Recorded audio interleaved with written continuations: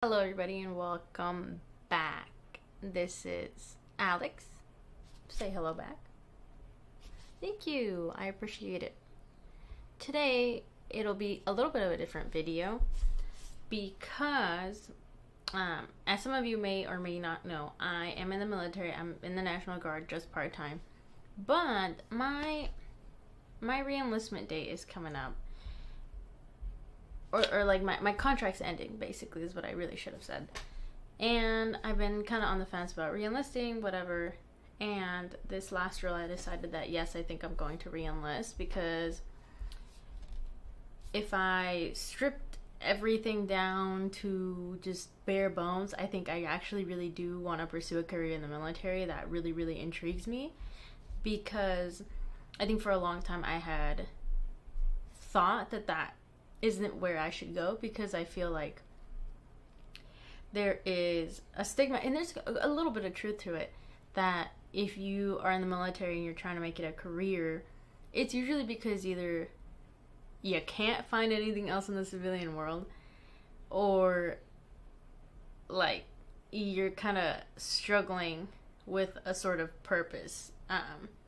Like it's either your skill set is lacking and you don't have what you need to be successful in the civilian world yet, or the second side is you just kind of don't know what to do, which I think the second one, I think they both actually go hand in hand, and I feel like that is a really popular thing in the military, but I feel like in the civilian world it's kind of like a negative stigma, like, oh, these people are full-time in the military because they don't know what to do with their lives. You know, like basically like forever late bloomers. And I was kind of giving into that, like, God, I don't want to look like I just, don't know what to do with my life. But the truth is I don't. There's nothing out in the like normal civilian world that entices me or that I feel like would push me to be the best version of myself. And I really do think, earlier in like one of the, I think maybe the first or second podcast episode, I said that basically like being in the military was not of my doing. Like I didn't really want to be in it. I didn't want to join. That wasn't really in my cards. And twist of fate, here I am wanting to now pursue it full time. Not active duty, of course, like not like actually going out to PCS anywhere, but I really am intrigued by the idea of being full-time as an AGR in my state, because that seems a lot of fun. And I feel like if you have good AGRs within a National Guard, you can have a really, really, really strong organization, and you can really, truly improve the quality of these soldiers' careers. And that is something that I feel like would be a lot more fulfilling to me. And, apart from just something like, I'm not a naturally athletic person, and I feel like being in the Guard, even just part-time, really kind of still puts it in the back of my head that I still need to be doing some sort of physical training, some sort of something, because I still have regulations and standards to meet. And I think that always pushes me. It stresses me out, that's for sure, as somebody who's always struggled with my weight and being active. It's something that stresses me out, but it's kind of that good stress that kind of pushes you to do better, I guess. So as a result of that, long story short, I will be hopefully re-enlisting next month, which I'm kind of excited about. There's also kind of like mixed feelings about it, just because the last couple years of my contract have been a little bit rough, and working in recruiting full-time for a couple years was also a little bit rough. But I'm just kind of excited to see what the next maybe 3 years will bring of my re-enlistment. And I'm kind of excited, kind of scared, because you never know what's going to happen. But, oh well, worst case, I can just be part-time and ride it out. But, because it's almost going to be 6 years since I enlisted, I was thinking about basic training, because we're heading into this big training exercise this summer at JRTC, and the packing of it and just preparing for it and the unknown of it just reminded me of basic training, to be honest.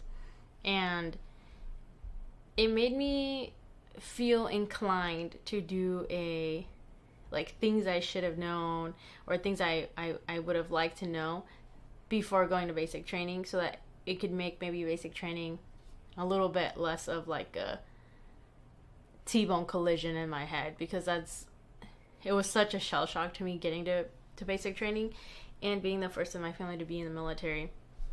It definitely was a learning curve, and I guess these are like small little tidbits. They're not very like important tidbits, but they're still tidbits nonetheless that I feel are kind of okay to know and good to know. So these are going to be in no particular order of importance, and I'm just going to jump right into it. The first one actually just basically applies to females. Know how to do your hair, because I struggled with doing my hair, because I hated gelling my hair. I hated slicking it down, anything like that, because it was always slicked down and super tight as a kid. So as a teenager, I hated doing that, and then it kind of hindered me at basic training when I didn't really know how to make my hair look good, like super quickly, while we're trying to, hurry to formation. We're barely getting, good enough quality sleep. So that's something that especially if you have kind of like more unmanageable hair, I would really, really recommend working that out.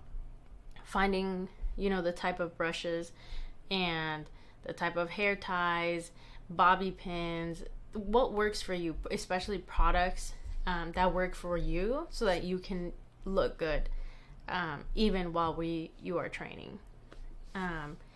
Second, which I think actually would be the most important one, is try and learn the Soldier's Creed, Army Song, General Orders, and I would even say some rank structures before you get to basic training. There's a point where we had to recite the Soldier's Creed in our cycle, and there was this guy. I hate this man. He just wouldn't participate. He just like purposely, I swear to God, he was like a plant in there, and they like planted him in there to make our life hell. But it was a fellow trainee, and he just would not say the Soldier's Creed, and it was so frustrating because we all got fucked up over it. And that night, as punishment, we had to write the Soldier's Creed like 20 times or something like that. And sleep is precious, okay? When you're there, when it's night, you want to go night. And the next morning, most of us took our 20 Soldier's Creed things to the drill sergeants, and it was fine, but this guy decided to still not do it. Tell me why. I will never understand people like this. In fact, I hope he got kicked out of the military. Because, fuck, we got fucked up so many times just because of this guy. Tell me why. Regardless. Looking back, you need to at least have some of it down, so that when you're there, it kind of you're just jogging your memory, okay? Because even if you learn everything before you go, the shell shock of it all, you're going to forget some stuff, and it'll just be like a shock factor where you're just gonna mess up, okay? But having some sort of background knowledge and stuff like the Soldier's Creed, the General Orders, the Army Song, I had never even heard the Army Song before I got there, so it took me so long to memorize it. Then rank, just so that if you see somebody like customs and courtesies and stuff for specific ranks will be needed, and familiarizing yourself with at least who's an officer and who's enlisted will be, I think, a big help, and something that I wish I would have done. Because sometimes if you don't know anything, they all just kind of look the same and they don't mean anything to you. So that's something that I would have done. I'm looking now because I have notes, because I wrote these things down. So I'm not ignoring you. Sorry, I'm not ignoring you. Yes, next one. Oh, if you don't run, at least start running a little bit before you go and ship out. Like I said, I was a band kid for like 8 years prior to going to basic training. I was a little bit active because of that, but definitely not a runner not doing strength training, nothing like that. And that was a shock to the system, because you run everywhere. You're double timing down to formation, you're double timing up formation, you're doing company runs, you're doing PT tests. And PT tests obviously are for time. So, you should get some sort of running going before you go. This will also help.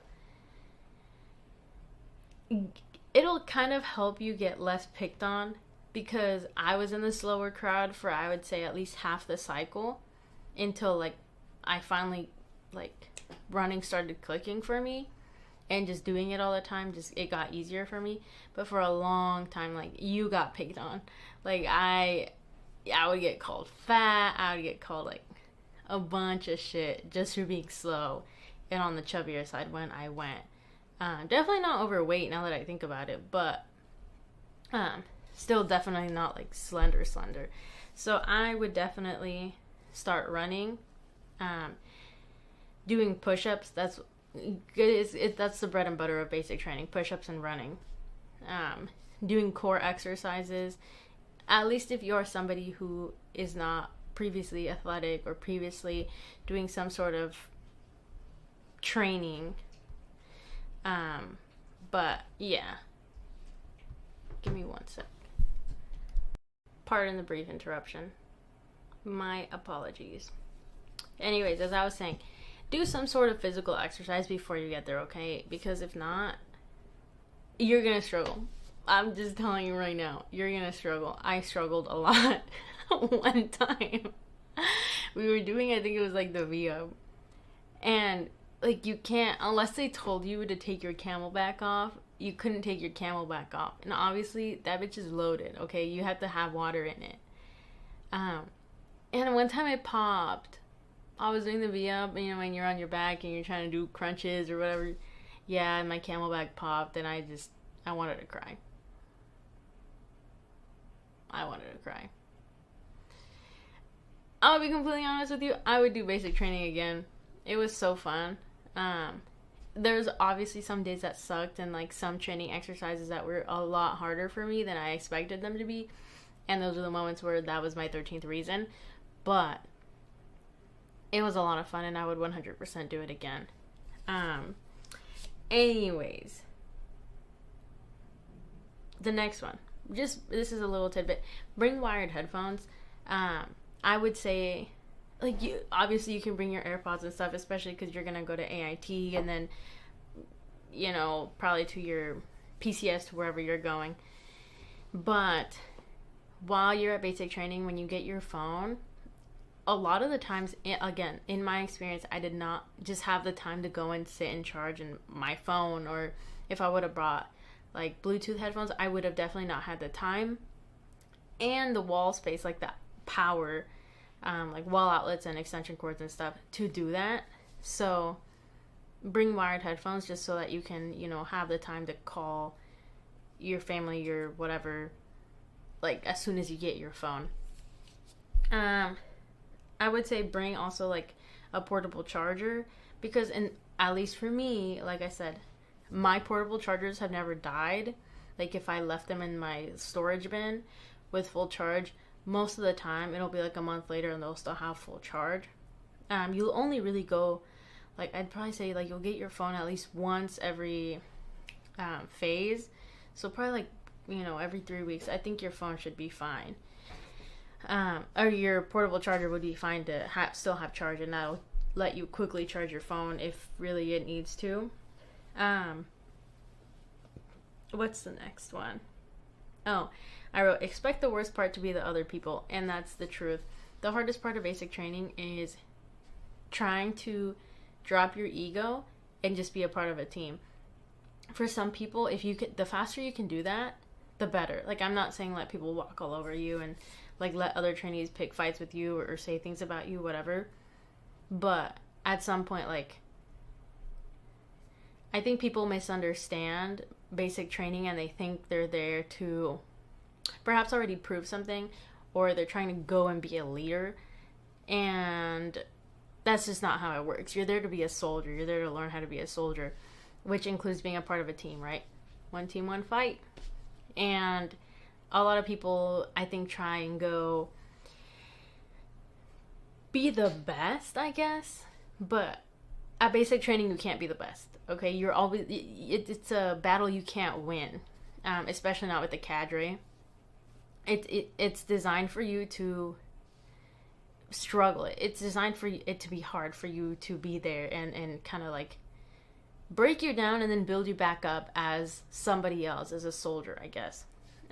So just really be prepared for a lot of people to not be self-aware and to want to try and kind of take the reins when they can't. And a lot of times that creates a lot of tension, and it really breaks down the team, like, morale, because everybody's trying to be the best, everybody's trying to be in charge, everybody thinks their way is the best way, and that's just not how it goes, and that causes a lot of trouble.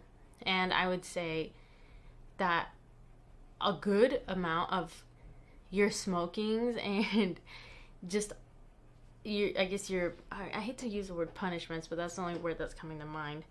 The times where you're gonna get like fucked up by the cadre the most is probably gonna be when your platoon is struggling to get it together, as like in terms of like team cohesion, because again, in my experience, that's really what it was. Everybody was trying to be a leader, or people didn't want to do what the people that were in charge were saying to do. And that just makes it harder for everybody. So my biggest tip on that is, like, go in without an ego already. Like, strip it down.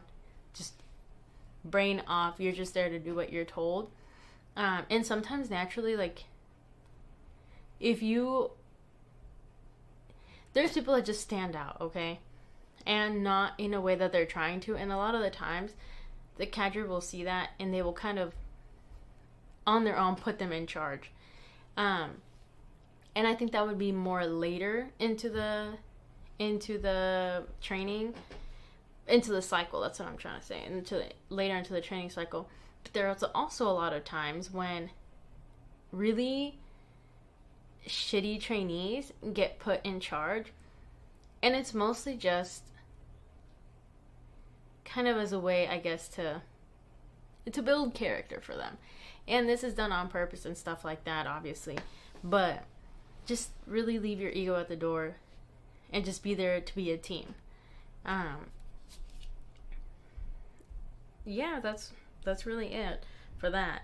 Then kind of to piggyback on that, at the same time, a lot of people say to not volunteer, and they say don't stand out, don't volunteer in the same sentence. And I feel like that's a little bit misleading, because I really enjoy volunteering for details just because I'm nosy, like I'm curious. I like to be doing stuff, and I like to be involved. So I volunteered, and nothing came out of that, because I feel like if your intention is to stand out, so you're volunteering to stand out, and you're kind of like a pick me kind of person, I feel like the drill sergeants can see that, and they will treat you accordingly. But if you're coming from a good place of, I'll just take the details so that we don't get voluntold or we don't get fucked up, that's a little bit different, right? So don't be a pick-me person, but also don't be afraid to volunteer for details. Or if you get picked for a detail, it's really not the end of the world. A lot of the details didn't suck at all. In fact, I think my favorite detail I was put on was like digging like a fake grave or something.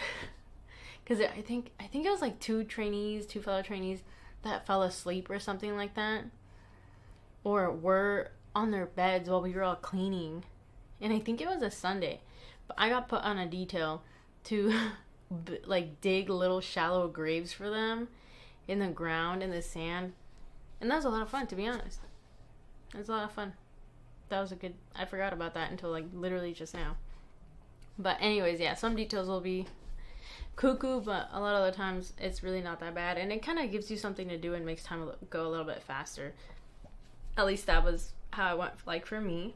Then the next one I already said that. Oh, don't be a sick hall warrior, but at the same time, like, if you're injured, don't overdo it, because I know people that were like messed up in basic training, like physically, like they injured, they kept pushing past it, and then their recovery was slowed way down to the point where, like, when they got home, they were still injured and had to, like, you know, do physical therapy and stuff like that. So don't get to that point. You know, speak up if you really are struggling. But by the same token, you know yourself best. So I think you'll know when to not ask for help if need be. And then on that same token, if you decide you're changing your mind on being there, the easiest and fastest way to get out is just to finish basic training like everybody else. Because I think people think that it's easier to just not train and to just be there longer until you get chaptered or whatever. But you're probably just going to be a holdover, and you do not want to be a holdover in TRADOC. TRADOC sucks to be a holdover at. You don't want to just be there every day for no reason, doing absolutely nothing. You're not training, you're not doing anything. You're just existing until they can get you out of the military or figure something out. And at that point, a lot of the times, you would have been better off just graduating with everybody else and moving on with your life. So just keep that in mind. I hope you don't change your mind, because it really isn't too bad. Then this one's kind of like a randomly kind of good one, is have a strong reason why. And I guess that kind of follows the whole, if you change your mind on being there, try and go in with a really good reason why. Like, there's obviously a reason why you enlisted, right? And try and keep that close to you, because there's going to be days where, like, it's going to suck. Like, it's just, maybe you're just tired, or maybe you do get sick, or you're just struggling with part of the training. Like, for me, I struggled with shooting a lot, and that's actually, like, another tip kind of later. But I really struggled with shooting a lot. And it got to the point where I was like, I'm going to be held over because I can't qual. I don't know what's wrong with me, but I can't qual. And just having a reason why, and having it be strong enough that it'll be like, okay, no, failing is not an option, because this is why I am doing this, is going to go a long way on those really terrible days that you feel like not being there. So that's that. That's one page down. Then moving on for the next tip. This is starting the second page already. Bring your own stamps and envelopes, because they are taxing over there. There's no need to be charging that much. Just take like a book of stamps or like a sheet of stamps. I'm gonna be completely honest with you. You're probably not even going to write as much as you think you're going to write. You're probably just going to get more letters than you thought you were going to get. I hope that's the case. And you're going to hardly end up writing there. That's how it was for me, because so many times I would try and write to people that wrote to me that I would just fall asleep halfway through writing it, and they just never got finished. I never sent them. But I'm glad that I did send a few letters back to my mom, I believe, and one to my best friend. And I was really glad that I bought my own stamps and envelopes, because that way I was able to write from, like, I think the first and second weeks, whereas there was times where, you're not going to get to go to the store every day. You're not going to the PX every day or to the shopette or whatever. So it was nice just being able to have all the stuff already with me. This is one for the girls again. I personally did not get my period at all during the training cycle until week 9 or week 8, whenever you do the forge. That's like your last big training field training exercise. Terrible timing to get it, because I didn't have any of my menstruation products or anything with me, and that really sucked. Because we were on the last day, so it wasn't too bad, but it definitely sucked, and I really wish that I would have had my stuff on me. I did have them at the locker and stuff back at the barracks, but Just know, like, you may or may not get it just because your body is under so much stress. Do you guys hear that? Yeah, that's my neighbor's kids. They're like, people don't know common courtesy these days. Anyways, I would personally bring, again, I would bring your own products that you already know that work for you and that you like to use. That way you're not having to do with maybe like brands that you know don't click well with you, or you don't like, or products you don't like, when you're there. Because if I remember correctly, the selection on menstruation products at the PX shop thing that we were at was not very good. So do with that information as you will.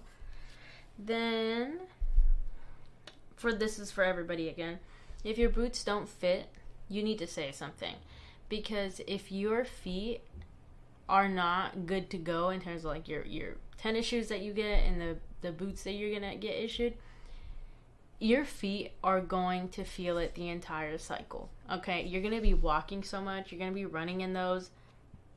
Even in the boots, like I said, like you're gonna be sometimes running up to the chow hall and all that stuff. So make sure, okay, the civilians that work at receptions, in my experience, suck. They're not friendly. I get it. They're probably working all the time. You know, there's cycles going on every single day. I get it, but they just are very rude. Still, you should say something. Or bring it up to a drill sergeant's attention. Like, you need to make sure that you're taking care of your feet. And I think that's something that sometimes you'll get a little bit shy about because you don't want to... It's a new environment, especially at reception. You don't want to rock the boat. But you should absolutely say something. I know my drill sergeants at the reception told us, like, you need to say something if these boots, like, don't feel like they're working for you. But also by the same time, you know, a lot of these people have done this for a very long time.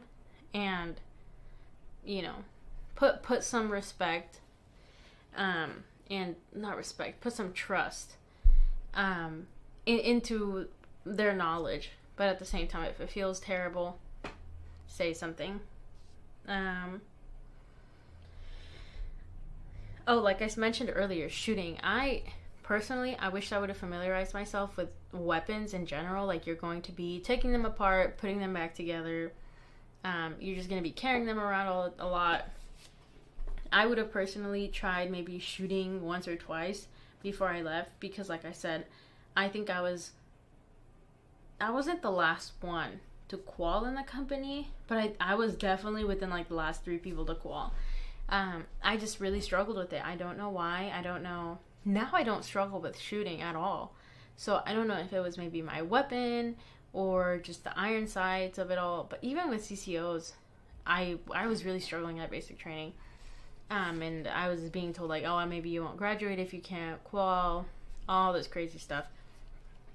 And so that's something that maybe if you've never even held a gun or anything like that, I would probably try and familiarize myself with it, or even watch videos. That's something that, like, at the bare minimum, I wish I would have done. So I would have known what parts there are, like, in a weapon, or at least, like, oh yeah, I've seen this before, instead of it being completely new to me once I was there. But completely unnecessary. They'll teach you what you need to know, but I think that would have made my life a lot easier, just because I really always struggled with that.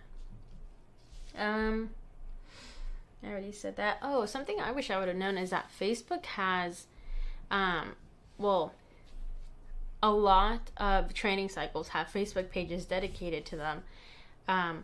Or the installation, like I went to Fort Jackson, so Fort Jackson has a photography page on Facebook, and they'll take pictures of your cycle. And obviously you'll get the option to buy some pictures and stuff like that while you're at training. But it's really nice if you have people back home that would like to see these pictures. Obviously you won't see them, but they'll be able to see you, or at least see what training exercises you're doing at that point in your cycle. So that's something really fun. Most of the time it's something just like Fort Jackson photography, and then they should have your company name and battalion and company name. So that's that.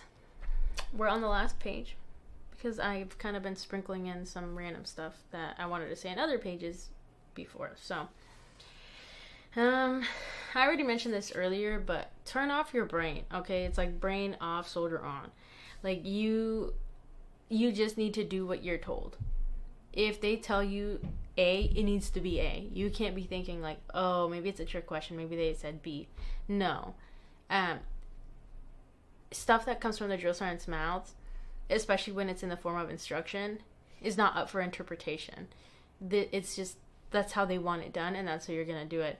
And that will make your life so much easier. And I think that's actually part of the reason why I really enjoy being in the military, because I don't really like to put much thought into what I'm doing if I don't need to. And a lot of the stuff in the military, just in general, in terms of like regulations and how things should be done, are very black and white, at least in my experience. So it's been really nice to not, there's no reading between the lines. There's no like sometimes gray areas, especially not at basic training. So just turn your brain off. It's not for interpretation. Just do what you're told. And, you know, that's that on that. Another big one. So I'll start with this one. Label your stuff. There is no bigger thief than the Army.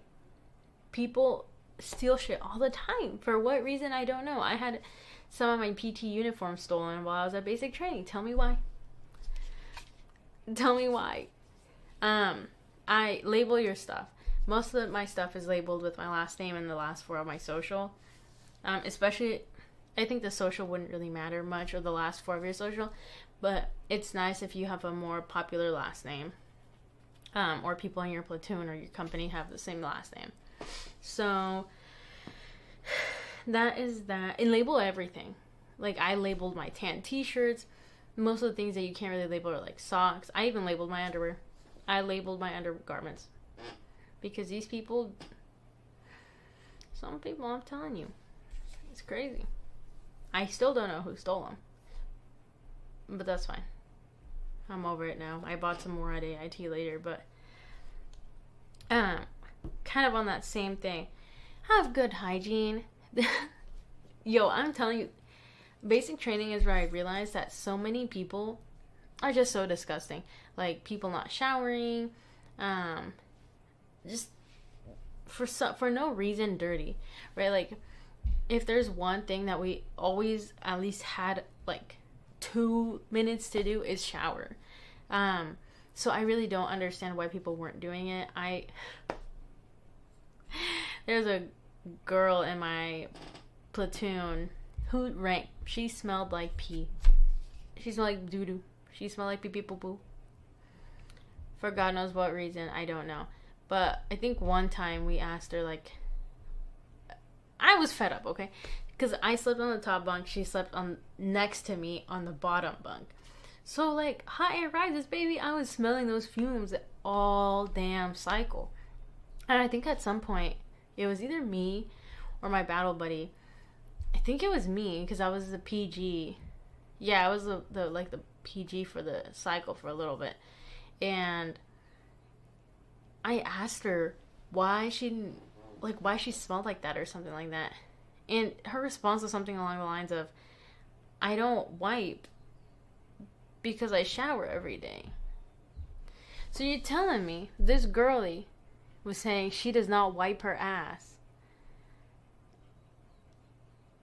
She does not wipe her ass. Because she says she showers every day. But clearly she's not showering well enough because it smelled every day anyways. Don't be that guy.